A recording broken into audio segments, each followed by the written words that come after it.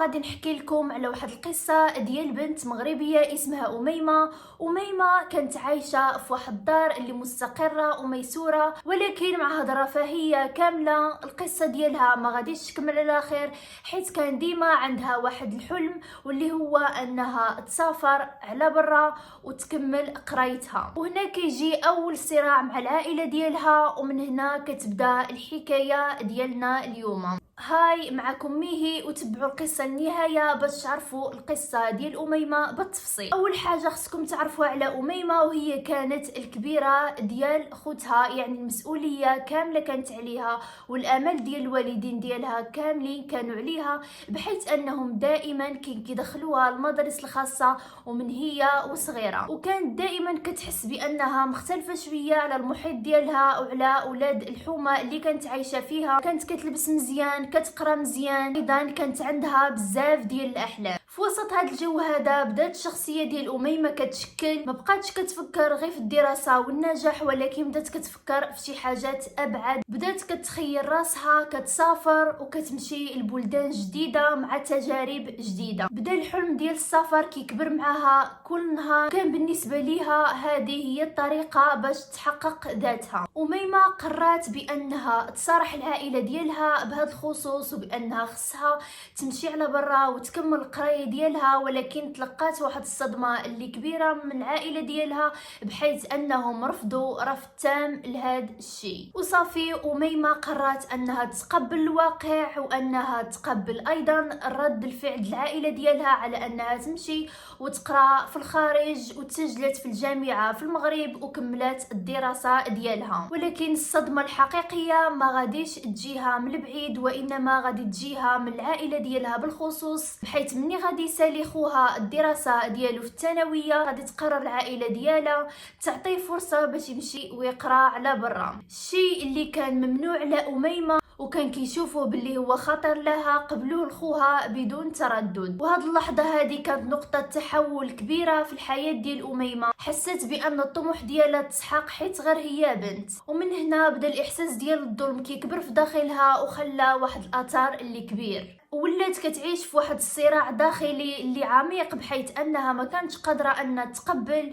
كيف ان العائله ديالها صيفطات خوها يقرا على برا، وايضا الصراع ديالها مع العائله ديالها اللي ما قدروش يفهموها. هاد الصدمه هذه ما كانتش فقط موقف عابر، وانما عزات الرغبه ديالها والطموح ديالها باش دير داكشي اللي في بالها، وبدات كتفكر بجديه بان العائله ديالها الا ما وقفوش معاها فهي خاصها تلقى الطريق ديالها بوحدها. ومع مرور السنين اميمه فعلا كملات القرايه ديالها وتخرجت بمستوى ممتاز، وبفضل المستوى ديالها قدرت انها تلتحق بواحد الوظيفه اللي حكوميه مرموقه. الناس اللي كانوا كيعرفوها كان على بالهم بانها وصلت، ولكن اميمه كانت باقي حاسه بواحد النقص اللي ماشي عادي بسبب الصدمه اللي تعرضت ليها. مني وصلت اميمه لسن 26 سنه غادي تطرى ليها واحد الحاجه غادي تبدل حياتها تماما. من خلال الانترنت غادي تتعرف على واحد الراجل اللي كوري، ولكن ماشي اي راجل مطلق وعنده ابن صغير اللي كيعيش معاه.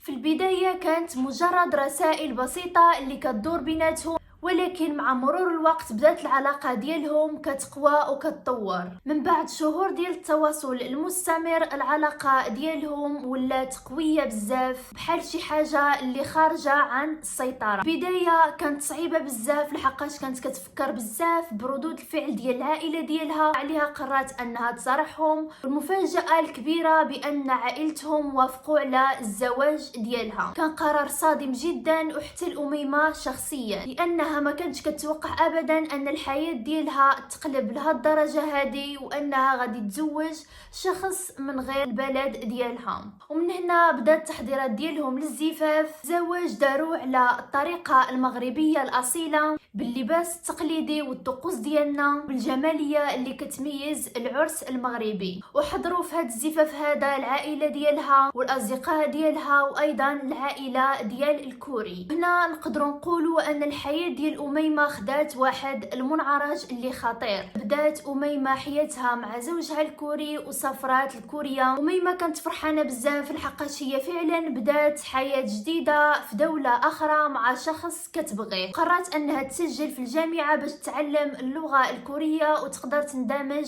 مع الشعب الكوري. كانت كتعيش مع الزوج ديالها وايضا الابن ديالو الصغير. مني غادي تمر شهرين على الزواج ديال أميمة واستقرار ديالها في كوريا، غادي يجيها واحد الخبر اللي صادم بزاف، وهو الحمل ديالها. هي كانت فرحانة ولكن في نفس الوقت متوترة بزاف. قررت أميمة أنها تقول الخبر العائلة ديالها وأيضا الزوج ديالها. بطبيعة الحال العائلة ديالها فرحات ليها بزاف، ولكن الصادم هنايا أن الزوج ديالها ما غاديش يتقبل هذا الأمر نهائيا. بسبب ردة الفعل ديال الزوج ديالها على الخبر ديال الحمل ديالها، أميمة غادي ترتبك بزاف والفرحة ديالها ما غاديش تكمل، بحيث ان هاد الشهور ديال الحمل ديالها غادي يدوزو عذاب عليها. وبدات الخلافات الصغيره ديالهم كتخرج للعلن، سوء تفاهمات صغيره كانوا كيتحولوا لمعارك كبيره، كلام حاد واجواء متوتره يوميا. كان هاد الشيء هذا كيحسسها بواحد الحزن اللي جديد، ضغط نفسي اللي ماشي عادي، وخصوصا حيت هي كانت حامله. بعد مرور الشهور ولدت أميمة اخيرا. الزوج ديالها ابدا ما كانش كيقرب للبنت ديالها الصغيره، فحال ماشي هو الاب ديالها. أميمة بدات كتفقد الامل في هذه العلاقه هذه، وبدات كتحس بانه ما كاينش اي امل انها تتصلح، خصوصا بسبب المعامله ديال الزوج ديالها الابنه ديالها وليها. وفي واحد النهار شجعت راسها وقررت انها تواجه الواقع. صرحت الزوج ديالها برغبتها في الطلاق. كانت تجربه صادمه فعلا، ولكن قررت انها اذا زادت كملت في هذه العلاقه هذه غادي تزيد تدمر.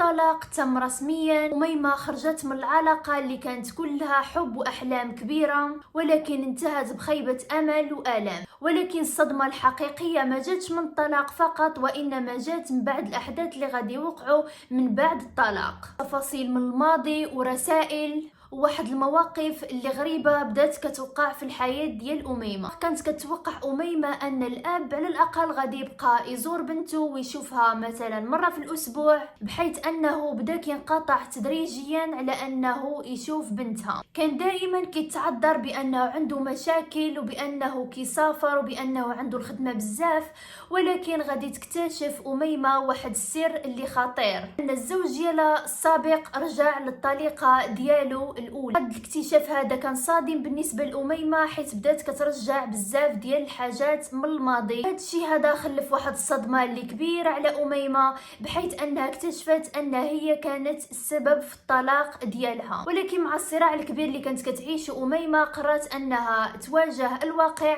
وانها فقط تركز على بنتها وعلى انها تبني مستقبل لبنتها. كانت دائما كتسائل واش نبدا من جديد ونخلي الماضي ورايا، ولا نبقى أسيرة الذكريات والآلام. نتوما جاوبوا أميمة في التعاليق وقولوا لها أفضل حاجة تقدر تعملها.